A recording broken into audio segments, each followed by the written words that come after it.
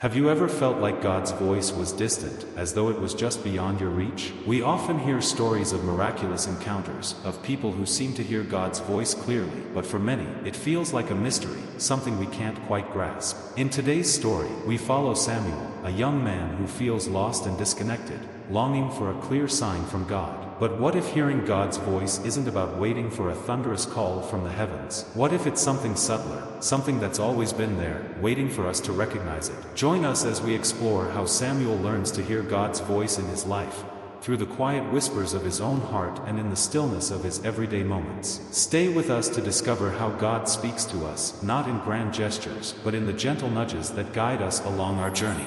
There was once a young man named Samuel, who lived in a small village nestled between green hills and flowing rivers. Though his life was peaceful, a deep restlessness stirred within him. Samuel had always believed in God, but as he grew older, the world around him became louder. The busyness of life, the chatter, the distractions, and the pressures, seemed to drown out any sense of connection with the divine. It was as if God's voice, once clear and distinct in his childhood, had become a distant whisper, barely audible amid the noise of daily life. Samuel had grown up hearing stories of miraculous encounters with God, the voice that spoke to prophets, the guidance that led kings, and the gentle whispers that moved hearts. But for Samuel, this all seemed so far removed from his reality. How was it that others seemed to hear God's voice so clearly, while he struggled to find any direction in his own life? One evening, Samuel sat by the river that ran near his village, watching the water flow gently over the rocks. The sunset cast a golden light across the horizon, and the air was still, save for the occasional chirp of crickets. Samuel closed his eyes, wishing for a sign, wishing that he could hear the voice of God in his life as others seemed to do. "Lord," he whispered, "I want to hear your voice. I need to know that you are here, guiding me, just as you did for others." It was then that he felt a presence beside him, not in the form of a figure or a voice, but in a feeling, a deep, peaceful knowing that seemed to surround him like a warm embrace. He opened his eyes and saw an elderly woman standing nearby, her face kind and weathered by time. Her name was Miriam, and she had lived in the village for as long as anyone could remember. She was known for her wisdom and her deep connection with the divine. "You seek something, Samuel," Miriam said softly, as though she had known what was in his heart. Samuel nodded, his throat tight with emotion.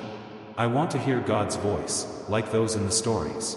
I want to know His will for my life, to feel that guidance in my heart. But no matter how much I pray, it feels like God is silent." Miriam smiled gently, sitting beside him. The voice of God is not always as loud as you may imagine. Often, it is in the stillness and the quiet that we hear Him most clearly.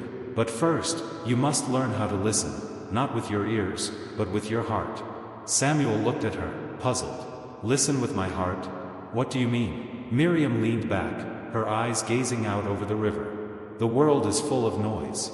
We are surrounded by distractions that pull us away from what matters most. We try so hard to find answers, to make decisions, to move forward, that we forget how to be still. But in that stillness, Samuel, God speaks to us. He speaks through the peace in our hearts, through the promptings of our conscience, through the quiet moments when we are open to His presence." Samuel was silent for a long moment, the weight of her words sinking in. He had been searching for something tangible, something clear and direct, but Miriam was teaching him that God's voice was not something that could be easily grasped. It was something to be felt, something to be understood in the depths of his soul. "God's voice can come in many forms," Miriam continued, "sometimes through the words of others, sometimes through nature, sometimes through the quiet whisper of your own spirit. But you must learn to recognize it. You must become familiar with the way He speaks to you. Are open to His presence." Over the next few days, Samuel began to reflect on Miriam's words. He started to spend more time in the quiet moments of his life, sitting by the river, walking through the forest, even sitting in the small, humble church in the village. At first, he still felt nothing, just the silence of the world around him. But as the days went by, something began to change. It was subtle at first, a feeling of peace when he sat in stillness, a gentle pull in his heart toward certain decisions, a sense of calm when he turned to prayer. One evening, as Samuel walked home from the river, he noticed a young boy sitting on the steps of his house, looking troubled. The boy, named Eli, had often wandered the village with a sense of restlessness, never quite fitting in with the other children. Samuel had always felt compassion for him, but he had never known how to help. "Eli," Samuel said, sitting down beside the boy, "what's troubling you?" Eli looked up, his eyes full of confusion. "I don't know what to do, Samuel. My father wants me to become a fisherman, but my heart isn't in it. I don't want to disappoint him, but I don't feel like that's what I'm meant to do." Samuel listened quietly, the words of Miriam echoing in his mind. God's voice was not always loud, but it was always there, guiding, nudging, encouraging. And in that moment, Samuel realized that God had been speaking to him through his own heart for some time now. "I understand, Eli," Samuel said. "It's hard to follow your own heart when others have expectations of you. But you must listen to what's inside of you. The voice of God is often the quietest one, the one that speaks to your soul, urging you to follow what feels right for you." Eli looked at him with uncertainty, but something in Samuel's words seemed to give him comfort. "But how do I know it's the right thing? How do I know if I'm just imagining things?" Samuel smiled gently. "That's the hardest part.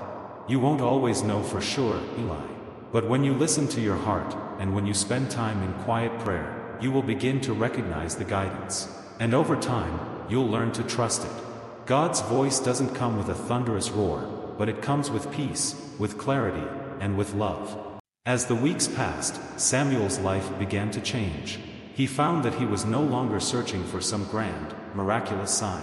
Instead, he started to recognize God's voice in the small, everyday moments, in the quiet whispers of his conscience, in the words of a friend, in the beauty of the natural world. Samuel learned to trust those gentle nudges, to follow the peace in his heart, and to embrace the stillness where God's presence was most felt. One day, as Samuel sat in the church, his thoughts drifting, he felt a warmth that seemed to fill his entire being.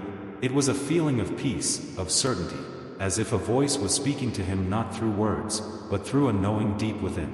God was there, in that moment, guiding him toward the next step in his life. Samuel realized that God had never truly been silent. His voice had always been there, in the quiet moments, in the peace of his heart, in the stillness of his soul. It wasn't about hearing a booming voice from the heavens, but about recognizing the gentle whispers of love, direction, and guidance that had always been present, waiting for him to listen. And as Samuel stood up, ready to take the next step in his journey, he understood one important truth: to hear God's voice, one must first learn to listen, not with the ears, but with the heart. As we've seen, God's voice isn't always about loud declarations or dramatic signs. It's found in the quiet moments, in the peace within our hearts, and in the stillness that we often overlook. Samuel's story reminds us that learning to recognize God's voice requires patience, stillness, and trust in the subtle ways He guides us. If you found Samuel's journey inspiring and want to explore more about how to recognize God's voice in your own life, don't forget to subscribe to Divine Mystery Story. We will continue to dive deep into the divine mysteries that shape our lives and help us uncover the spiritual truths waiting to be discovered. Click the notification bell so you never miss an uplifting story or a moment of spiritual insight. Join our growing community as we continue to seek, listen, and follow the divine whispers in our lives.